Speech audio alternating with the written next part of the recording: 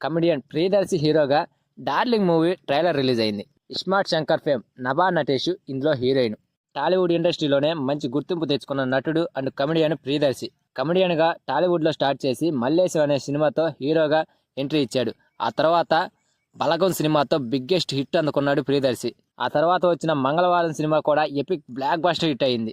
ఇప్పుడు పెళ్లి లవ్ కాన్సెప్ట్తో ఆడియన్స్ ముందుకు డార్లింగ్ అనే సినిమాతో రాబోతున్నాడు. మరి జూలై 15న రిలీజ్ కాబోతున్న ఈ సినిమా నుండి ముందుగా ట్రైలర్ను రిలీజ్ చేశారు. ట్రైలర్ ఎలా ఉందంటే, ట్రైలర్లో చూపించిన కాన్సెప్ట్ ఏంటంటే, చిన్నప్పటి నుంచి తనకి ప్యారిస్ వెళ్ళాలని ఆశ, అది కూడా పెళ్లి చేసుకుని వైఫ్తో వెళ్ళాలని. ఆ తర్వాత హీరో ప్రియదర్శి పెళ్లి చేసుకుంటాడు. తీరా తన భార్యకు స్ప్లిట్ డిజార్డర్ అనే ఒక వ్యాధి ఉంటుంది. దీంతో పెళ్ళైన దగ్గర నుండి హీరోకి చుక్కలు చూపిస్తూ ఉంటుంది హీరోయిన్. క్షణానికి భార్య మూడు మారుతూ ఉంటుంది. ఆ తర్వాత ఏం జరిగింది అనేదే ఈ movie story concept.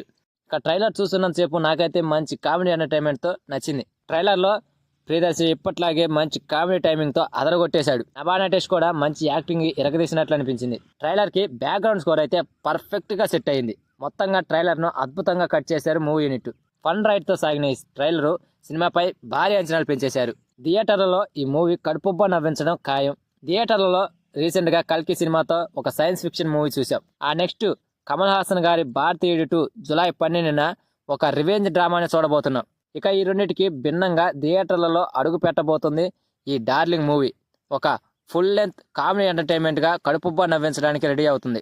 Pan India లెవెల్లో బాక్స్ ఆఫీస్ దగ్గర భారీ హిట్ అందుకున్న మూవీ హనుమాన్. ఆ సినిమా ప్రొడ్యూసర్సే ఈ డార్లింగ్ మూవీని నిర్మించారు. పెద్ద స్టార్ కమెడియన్స్ కూడా ఈ సినిమాలో ఉన్నారు. మెయిన్గా బ్రహ్మానందాన్ని చూపించి సినిమాపై ఇంట్రెస్ట్ని పెంచేశారు. బ్రహ్మానందం గారు ఎంతసేపు ఉంటారో తెలియదు కానీ స్క్రీన్పై ఆయన ఉన్నంతసేపు నవ్వుకోవడమే.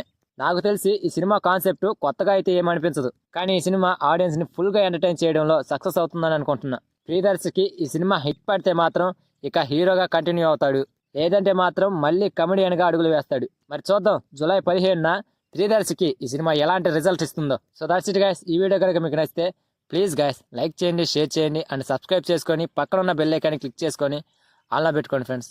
ప్లీజ్.